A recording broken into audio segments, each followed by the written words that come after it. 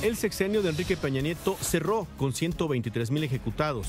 Los homicidios dolosos, los secuestros y los robos con violencia aumentaron durante el gobierno de Peña Nieto comparados con el sexenio anterior, según el Sistema Nacional de Seguridad Pública. Y el año cierra con imágenes como esta. No tiene escapatoria, los elementos tienen completamente controlada el área y difícilmente va a poder escapar. Así es de que tiene que entender que lo que tiene que hacer es entregarse.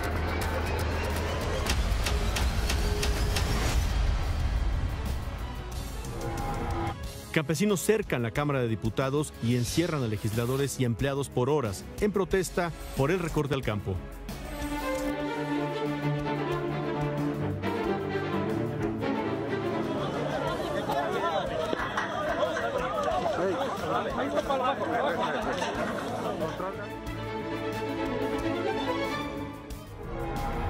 El presidente López Obrador analiza reducir de 30 a 15 hectáreas el área del terreno del campo militar 1F que se destinará para el desarrollo inmobiliario que financiará la Guardia Nacional.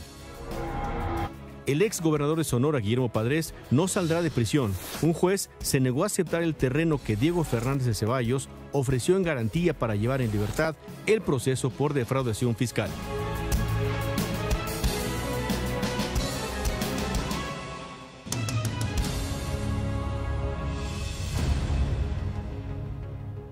Muy buenas noches, gracias por estar con nosotros. El Sistema Nacional de Seguridad Pública publicó las cifras de delitos de noviembre y con estas cifras ya es claro el panorama de violencia que se dio en el sexenio pasado. Queda claro que en el gobierno de Enrique Peña Nieto se registraron 123,000 homicidios dolosos, 19% más homicidios si lo comparamos con los 102,000 registrados en el sexenio del presidente Felipe Calderón. En cuanto a secuestros, se registraron más de 7,000 casos en el sexenio de Peña Nieto, 14% más casos que en el sexenio de Calderón. En el caso de robo con violencia, con Peña Nieto se registraron casi 1,300,000 casos, un margen muy similar al que se dio en el gobierno de Felipe Calderón. Ahí no hubo mayor variación.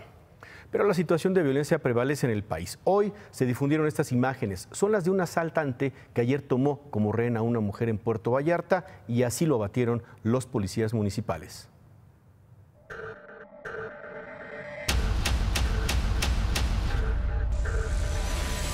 Luego de intentar robar un mini súper en la colonia Lomas del Cuapinole, en Puerto Vallarta, este hombre tomó como rehén a una de las empleadas de la tienda. El sujeto, identificado como José Isabel, porta un cuchillo en la mano y amenaza a la mujer. También lanza amenazas a los policías que lo mantenían acorralado en la entrada del mini súper. En este momento están dialogando con el muchacho y están viendo la manera de llegar a un acuerdo con él. Todos los hechos estaban siendo transmitidos en vivo por el programa CPS Noticias de la cadena de televisión TV Mar. Segundos después, el asaltante suelta a la mujer e intenta huir, pero los policías no lo permitieron. No tiene escapatoria, los elementos tienen completamente controlada el área y difícilmente va a poder escapar. Así es de que tiene que entender que lo que tiene que hacer es entregarse.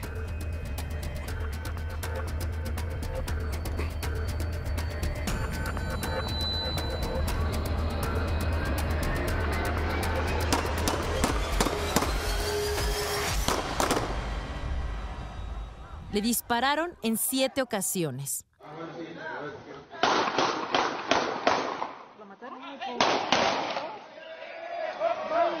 Hasta que otro de los elementos se acercó para ordenar el alto al fuego. De inmediato, llegaron los paramédicos que esperaban a unos metros del lugar. El hombre quedó herido en el suelo. Los paramédicos no pudieron hacer nada por él y murió minutos después. De acuerdo con la Fiscalía de Jalisco, José Isabel tenía una orden de aprehensión desde 2014 por el delito de homicidio y parricidio, además de que su esposa estaba reportada como desaparecida.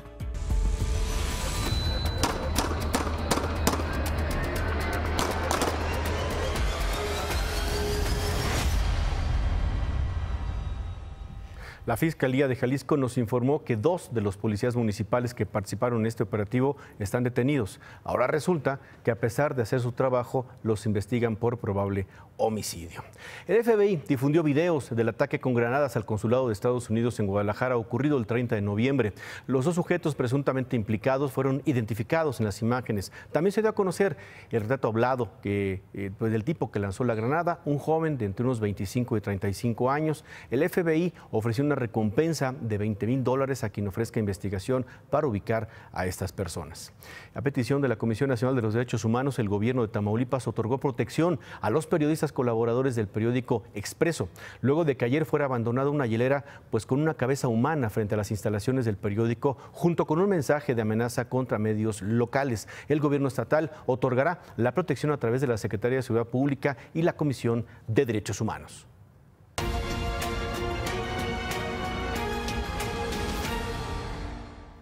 Anoche le informamos la historia del empresario Raúl Castro, quien se encadenó en la explanada del Ayuntamiento de Ecatepec. ¿Por qué lo hace? Porque el municipio le adeuda tanto dinero que ya lo llevó a la quiebra. Hoy sabemos que no es la única persona en esa situación.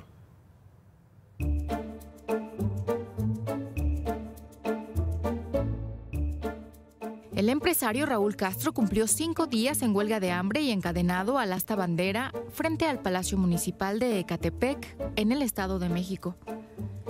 Asegura que el municipio, a cargo todavía del alcalde Indalecio Ríos, le adeuda 16 millones de pesos por la venta al municipio de útiles escolares, línea blanca, colchas, almohadas y equipo de seguridad.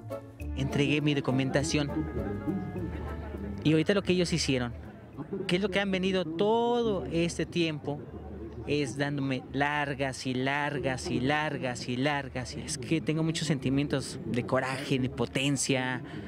Créeme que estoy tratando de poner las palabras más correctas y exactas para decirle al presidente Indalecio que diste la estocada final a tu partido PRI.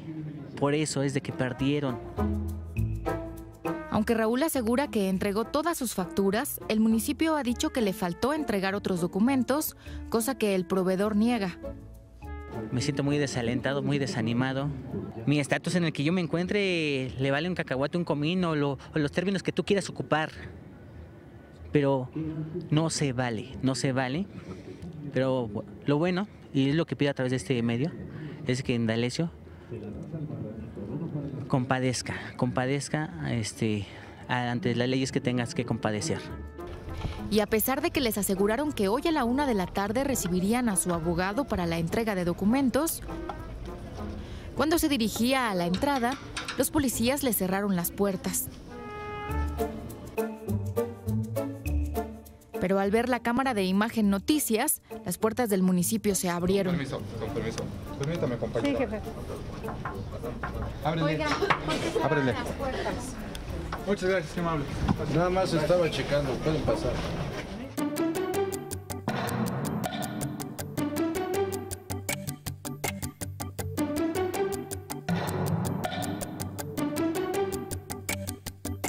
Y ahora que nos encontramos en el horario laborable de estas instituciones, pues resulta que no hay nadie, todos se encuentran o en reuniones o simplemente desconocen el paradero de ellos, ¿no? Entonces vamos a agotar la última instancia, que es la Oficina de Partes Común, pero sin embargo todas las instancias que nos dijeron que teníamos que entregar el oficio correspondiente, no se encuentra funcionario alguno. Después del recorrido, el abogado fue recibido por el director de adquisiciones, pero no consiguió que el municipio pagara el adeudo, con la única finalidad de dilatar los procesos de pago y de esta manera pues dejarle la carga de trabajo a la siguiente administración, por supuesto en un completo desorden, y decir, bueno, pues ahora a ver cómo tú le pagas, ¿no? Y acredita a ver si tienes algún adeudo con ellos. Entonces, estas son las actuaciones que no solamente mi cliente ha presentado, que no solamente mi cliente ha enfrentado, sino una cantidad inmensa de diversos proveedores que pues han estado utilizando sus medios legales para poder solicitar el pago correspondiente. Al final del día, Raúl Castro fue llevado al hospital tras 5 días en huelga de hambre. Faltan 11 días para que el actual presidente municipal del PRI, como nos lo ha dicho pues el protestante Indalecio Ríos, deje la presidencia y entre el morenista Fernando Vilchis. El empresario Raúl Castro debe esperar 10 días hábiles para tener una respuesta a su adeudo y seguramente será la siguiente administración en Ecatepec quien pueda quizá pagarle. Y donde tampoco pagan a proveedores es en Naucalpan. Hoy se manifestaron en esa alcaldía un grupo de ejidatarios de los remedios. Nadie lo atendió, nadie los atendió, los ejidatarios se fueron, pero nuestro equipo de Imagen Noticias se trasladó al domicilio del presidente municipal Víctor Hugo Gálvez en la zona de Lomas Verdes porque supuestamente se iban a manifestar ahí. Se hicieron algunas grabaciones y se retiraron porque no llegaron los manifestantes. Sin embargo, 6 kilómetros adelante nuestro equipo fue interceptado por esta camioneta blanca, esta que ven ustedes ahí. Viajaban 2 sujetos armados, quienes ordenaron a nuestra reportera, camarógrafo y chofer dejarse hacer una revisión e identificarse. Nuestro equipo se negó y le solicitó a estos hombres que se identificaran.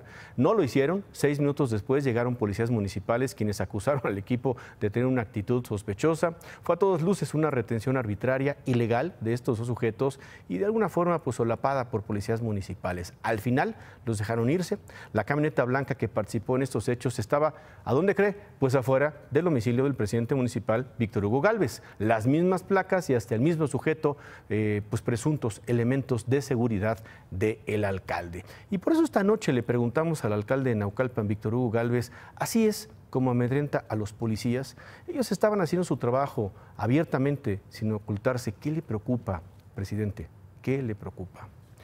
En Villahermosa, Tabasco, por 4º día consecutivo, trabajadores de las Secretarías de Educación y de Salud estatales, pensionados, jubilados y transportistas realizaron 8 bloqueos carreteros. También ellos exigen que les paguen su sueldo, prestaciones, aguinaldo. Se estima que los adeudos podrían rebasar los 1.500 millones de pesos y amenazaron con presentar denuncias contra autoridades del gobierno del estado. En Hidalgo, alrededor de 15,000 trabajadores jubilados y pensionados del Sindicato Nacional de Trabajadores de la Educación realizaron bloqueos para exigir que también les paguen su bono de fin de año equivalente a 6,500 pesos. Los trabajadores bloquearon las carreteras México-Laredo, México-Querétaro, México-Pachuca y México-Tampico. Y en Morelos, donde hubo manifestaciones esta semana, en Cuernavaca, el rector de la Universidad Autónoma de Morelos, Gustavo Urquiza, informó anoche pues, que el presidente López Obrador ordenó que se les den más de 400 millones de pesos para cubrir el adeudo de sueldos y aguinaldos pendientes de los trabajadores. Tras el anuncio, los trabajadores cancelaron las protestas programadas para hoy y el rector dijo que los pagos se van a realizar pues en cuestión de horas.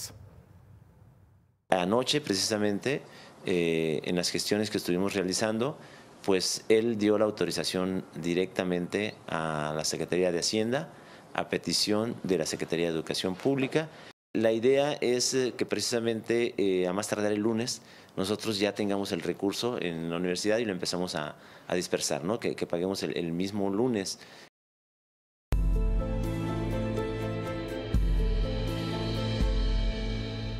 Y las protestas por los dineros se extendieron a la Cámara de Diputados. Campesinos bloquearon durante más de 8 horas la entrada y salida de personas en San Lázaro. Así se dio esta protesta.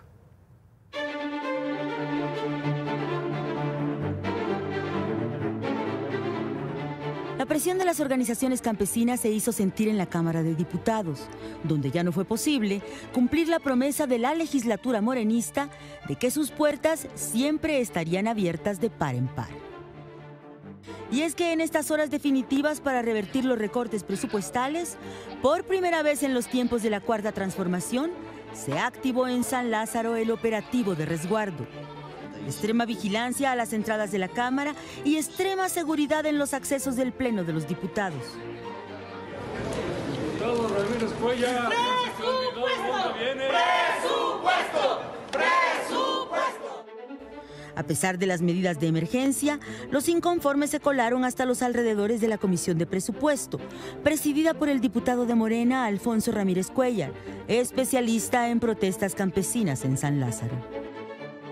Y es que, como se lo dijera anoche el gobernador de Michoacán, no es lo mismo ser borracho que cantinero. Sin embargo, el responsable de repartir la siempre insuficiente cobija presupuestal se describió tranquilo. Ante las presiones como la que hoy se está viviendo por San Lázaro, ¿cómo actuaría? ¿Quién? La Comisión de Presupuesto inicialmente. No, es que no nos sentimos presionados. ¿Ustedes sí? No, la verdad es que no nos sentimos presionados, al contrario, nosotros ya fuimos y lo recibimos. Pero ante la creciente presión de los campesinos que seguían cercando los alrededores de la Cámara, el personal de seguridad confundía inconformes con diputados.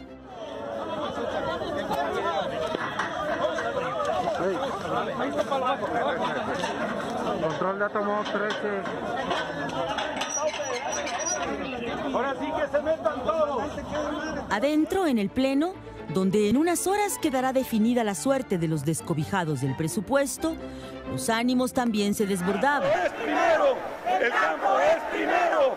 ¡El campo es primero! Ante una oposición que ponía a prueba el temple de la mayoría morenista, acostumbrada a estar del lado de la protesta y que hoy debe aprender a contenerla. Lo que es muy delicado es que un diputado haya agredido a trabajadores de la Cámara para forzar la entrada de un grupo de manifestantes. En el video que está circulando, la agresión es hacia los trabajadores de vigilancia, que además están como el cuetero, si intervienen malo y si no intervienen también. Y yo les pido con todo respeto y con toda solidaridad a mis compañeros de la bancada del PRI que nos ayuden a distender. Bueno, y todavía a esta hora parece que los campesinos que se están manifestando piensan quedarse a dormir precisamente en la Cámara de Diputados. Marco Silva, muy buenas noches. ¿Estás ahí? Cuéntanos cómo van las cosas, qué actualización nos puedes compartir. Buenas noches.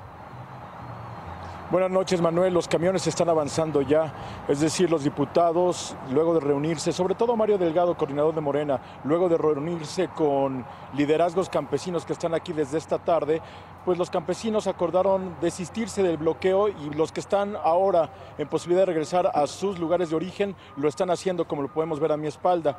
Sin embargo, esto nada más por unas horas, Manuel, porque se queda una guardia de campesinos aquí y los que son miembros de las organizaciones que se manifestaron el día de hoy en San Lázaro, los que son miembros en estados circunvecinos a la Ciudad de México estarán pendientes para regresar el domingo y seguir haciendo presión sobre la aprobación del presupuesto y estos más de 20,000 millones de pesos que no se vieron reflejados para su sector. De tal forma que este fue el acuerdo de esta noche, los que se puedan se van y los que se quedan serán solamente pequeñas comisiones, pero el domingo los tendremos de vuelta, Manuel. Una cosa aparentemente más simbólica, Marco, y ¿cuál es el estado ahora? Vimos que obviamente salían pues algunas trabajadoras con sus hijos, evidentemente con sus hijos, hace un rato quedaron finalmente abiertas puertas de estacionamientos, puertas de peatones para que salieran todos los integrantes, diputados, diputadas, algunos otros, ustedes mismos periodistas.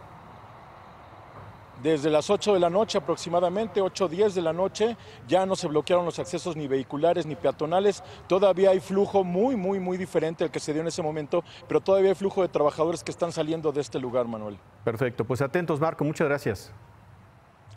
Muy buenas noches. Buenas noches. Pues se espera que mañana comience la discusión del presupuesto en las comisiones de la Cámara de Diputados. Este fin de semana podría quedar aprobado. Y por cierto, los diputados anunciaron que van a posponer la discusión de la Guardia Nacional.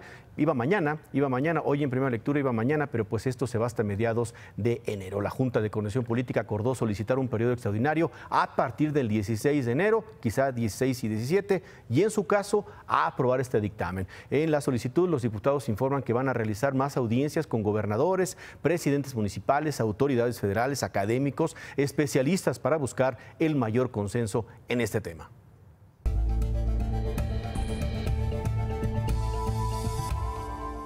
El juzgado 12º de Distrito en Procesos Penales Federales rechazó aceptar la garantía, pues la hipoteca de una propiedad que Diego Fernández de Ceballos ofreció para que el exgobernador de Sonora, Guillermo Padres, pudiera salir de prisión y enfrentar su proceso, continuar su proceso en libertad. El juez había ordenado una garantía de 100 millones de pesos y el terreno tiene un valor de 402 millones, pero pues para el juez el valor es comercial y no catastral, por lo que decidió no aceptarlo. Hablamos con el abogado precisamente de Guillermo Padres, el abogado Antonio Lozano Gracia, sobre lo que sigue en este proceso, su consideración sobre la actuación del juez, y esto es lo que nos dice. Era más que suficiente, estaba perfectamente claro el avalúo, perfectamente sólido, perfectamente referenciado y además un corredor público que tiene fe pública. Y dice el juzgado, no es suficiente porque el valor catastral, según el reglamento del Estado de Guerrero, es el valor fiscal, y ese valor catastral no es de 100 millones de pesos, lo cual es absurdo, ilógico y contrario a la ley. La familia está verdaderamente molesta, el propio procesado lo está. Guillermo Padres ha tenido derecho a la libertad desde hace muchos meses. Pues sabemos que el asunto es político, no es jurídico.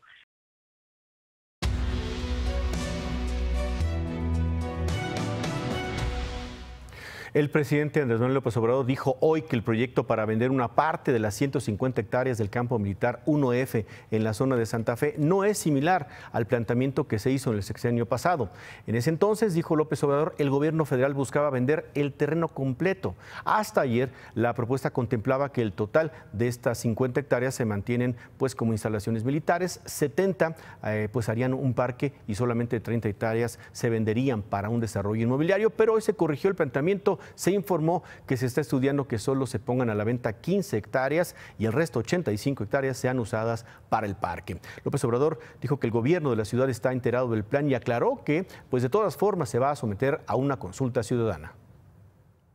En un mes les presentamos el proyecto. De todas maneras, de todas formas, va a haber consulta a los ciudadanos. ¿Quién va a decidir? La gente. Pero queremos tener completo el proyecto y explicar cuál sería el propósito de utilizar este espacio de la ciudad. En la reunión de ayer estuvo la jefa de gobierno de la ciudad. Ella participó y no haríamos nada sin el consentimiento del gobierno de la ciudad. Bueno, Miguel Ángel Mancera, ex jefe de gobierno de la Ciudad de México, recordó que a diferencia de ahora, cuando el gobierno de Peña Nieto propuso la venta de ese terreno, hubo una gran oposición. Pues hasta donde yo recuerdo, todo el mundo estaba en contra.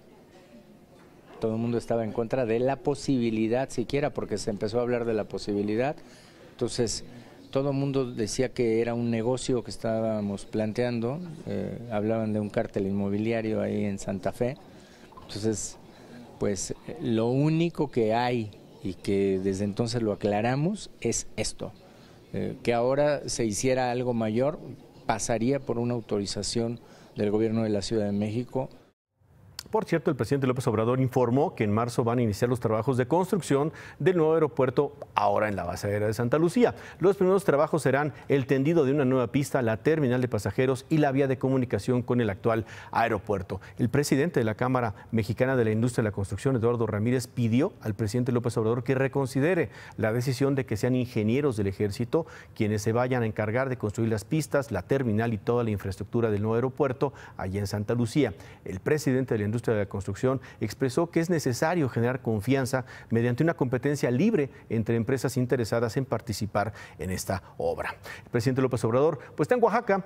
Esta tarde presentó el plan para los pueblos indígenas. Ahí dijo que los más beneficiados por los diferentes programas de su gobierno serán las comunidades indígenas. En este evento, el gobernador del estado, Alejandro Murat, le entregó el bastón de mando de los pueblos originarios. López Obrador dijo que en estos 21 días de su gobierno ya se han liberado 10 maestros de Oaxaca, precisamente, que estaban presos por motivos políticos.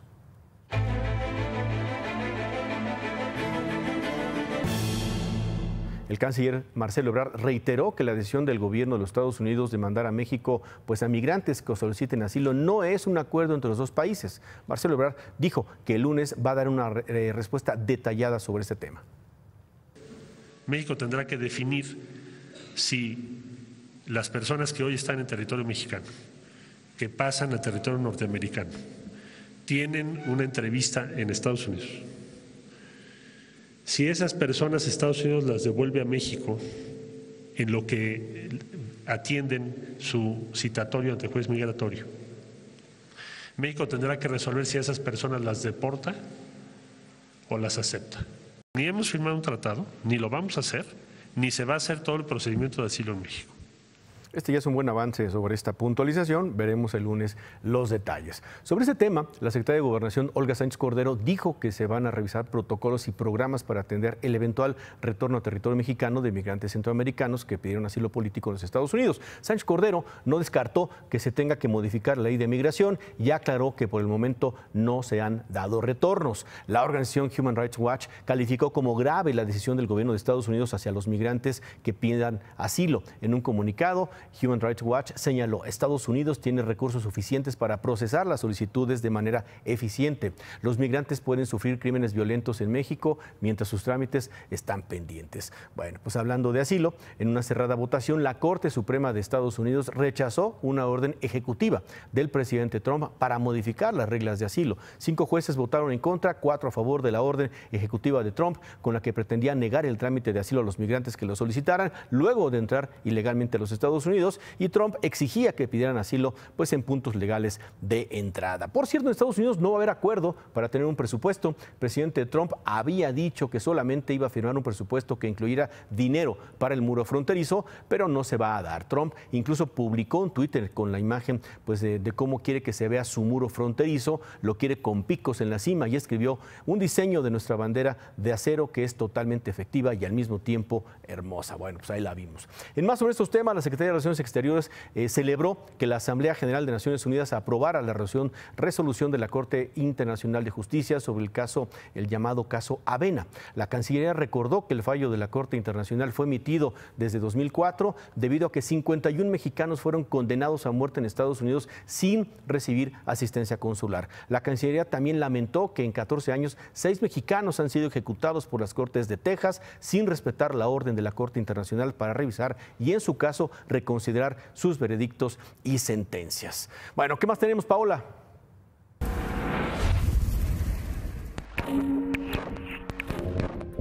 Por el Día del Policía, la jefa de gobierno de la Ciudad de México, Claudia Sheinbaum, informó que los oficiales tendrán un aumento salarial. A partir del próximo año, los más de 86,000 elementos que integran la Secretaría de Seguridad Ciudadana recibirán un incremento del 5% por encima de la inflación. Sheinbaum dijo que cada mes el policía más sobresaliente recibirá un apoyo económico de 50,000 pesos y se reconocerá el trabajo del mejor policía del año con 500,000 pesos. Sheinbaum llamó a los uniformados a sumar esfuerzos para combatir a la delincuencia organizada.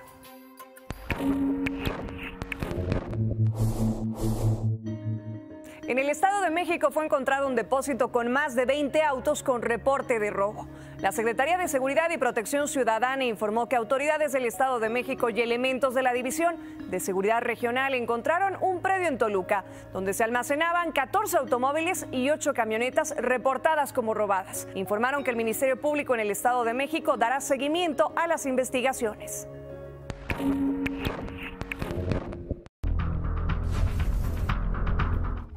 Pobladores de San Andrés Acopilco, perteneciente a la alcaldía de Coajimalpa, protestaron en puertas de la Secretaría de Comunicaciones y Transportes, exigiendo el pago de sus tierras que fueron expropiadas para la construcción del tren interurbano México-Toluca.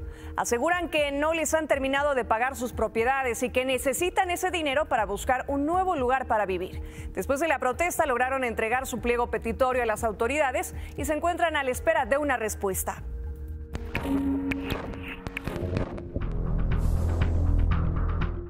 El menor de 12 años que apuñaló a su medio hermano de 4 años, quien falleció, fue trasladado a las instalaciones del Sistema de Desarrollo Integral de la Familia, donde recibirá atención junto con sus padres. El menor de 12 años de edad es inimputable, es decir, no puede ser acusado penalmente por este homicidio. Y pese a que podría ser entregado a su familia para que ellos se responsabilicen por él, al menor se le están practicando estudios psicológicos para conocer su estado emocional. Permiso, Manuel. Gracias, Paola. Bueno, muchísimas gracias y bueno, pues vamos con David. Si me dedicara al periodismo chairofifí facilón, les diría que durante los primeros 15 días del gobierno de Andrés Manuel López Obrador, la inflación fue la más alta en 18 años. Ciertamente los precios crecieron a una tasa del 0.56% en los primeros 15 días de diciembre. Eso lleva a una inflación anualizada del 5%, es decir, la inflación tomó velocidad y es coincidencia que sea el nuevo gobierno. Los precios que más subieron tienen que ver con paquetes turísticos, boletos de avión y una gran cantidad de frutas y verduras. Curiosamente se había dicho que los precios estaban impulsándose a la alza por los precios de las gasolinas, del gas y de la electricidad. No se cumplió, o sea, no se cumplió este hecho, que sí habían venido siendo los que más subían, pero vemos un impacto en todo el nivel general de precios. De mantenerse esta tendencia, pues se rompe la baja que había tenido la inflación. El control de la inflación. Y otra vez nos pone en la tesitura de decir, ¿realmente vamos a llegar al 3.4% durante el próximo año? Hay que recordar que la meta de Banco de México es 3%. Y un intervalo entre 2 y 4%. Los criterios de política económica están haciendo con una inflación del 3.4%. Y le da la razón a que Banco de México ayer decidió aumentar la tasa de referencia al 8.25%, que es el nivel más alto desde 2009, cuando empezaba la crisis financiera internacional. Lo que estamos viendo es que la inflación no cede, que la inflación está tomando velocidad. Pero yo insisto, como ya ahora es la visión del mundo chairo-fifí. Mira, por ejemplo, hoy los chairos están felices porque el tipo de cambio está en 19.94. Sí, señor. Como si fuera virtud del presidente. Los fifís, no, ya ven, la inflación está subiendo en el gobierno de López Obrador. Ni una, ni otra, mi querido Manuel. Pero como tú no eres ni chairo ni fifí, ponlo en el punto central. El punto central es que la inflación está mostrando mucha resistencia a la baja. Ayer Banco de México decía básicamente 3 puntos. Que el nivel de tipo de cambio está presionando la inflación, sí. Que estamos viviendo factores coyunturales en los precios de los productos perecederos, porque todos tienen que ver con la inflación no subyacente. La inflación subyacente, que es la que le quita los picos y los valles, está bastante controlada. Entonces, yo lo que te diría es, le está costando trabajo bajar a la inflación y quizá tenemos que esperar que por lo menos los primeros 6 meses del año próximo se mantenga 4,5 o por ahí. Así lo vamos a ver. Así lo vamos a ver. Muy bien. Bueno, remátala, David. ¿Cómo quiere que se lo diga? La multa que le cobran a Teléfonos de México, el Instituto Federal de Telecomunicaciones, por más de 2.500 millones de pesos, es la más alta de la historia. Hay una versión que dicen que exageraron las autoridades. Los otros, la autoridad, que los que exageraron fueron los de la empresa. Bueno, vamos a hacer una pausa y volvemos con los deportes. Además, otro fallo de la Corte Interamericana de Derechos Humanos contra el Gobierno de México, esta vez por el caso Atenco. Volvemos con esta información.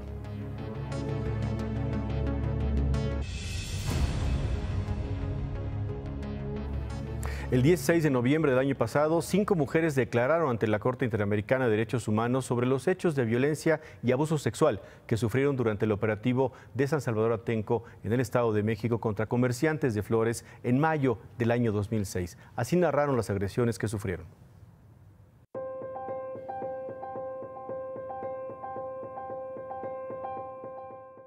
Me arrancan el pantalón.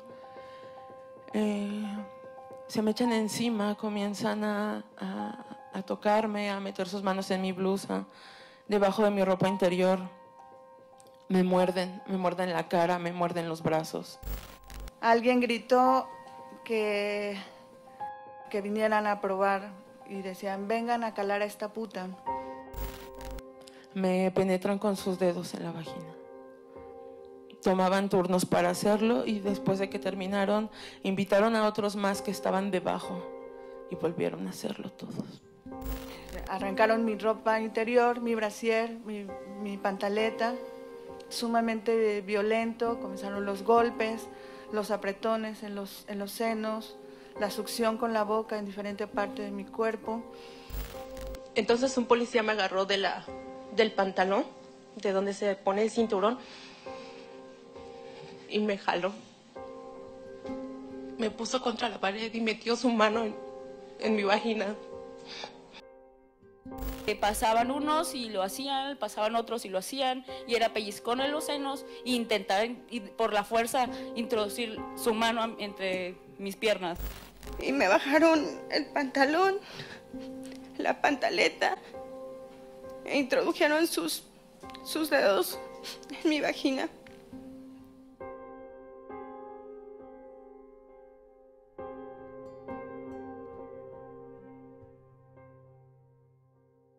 Bueno, pues la Corte Interamericana de Derechos Humanos resolvió que el Estado mexicano es responsable por esas agresiones. En la resolución del 28 de noviembre, cuyo contenido fue difundido hoy, la Corte ordena al Estado mexicano implementar medidas de reparación como brindar tratamiento médico y psicológico a las víctimas que lo soliciten, reconocer públicamente su responsabilidad y ofrecer una disculpa pública. El Estado mexicano deberá continuar las investigaciones y sancionar a todos los responsables de las agresiones. Además, deben crear un plan de capacitación de oficiales de la Policía Federal y del Estado de México. En un comunicado, el gobierno mexicano reiteró el reconocimiento de su responsabilidad en las violaciones a derechos humanos cometidas en Atenco en mayo del 2006 y aseguraron que van a acatar las sentencias de la Corte. Muchas gracias por habernos acompañado. Se quedan con ¿Qué importa? Muy buenas noches, feliz fin de semana y aquí nos vemos el próximo lunes.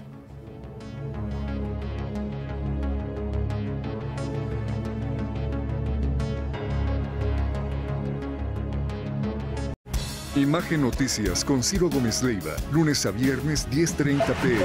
Participa en Imagen Televisión.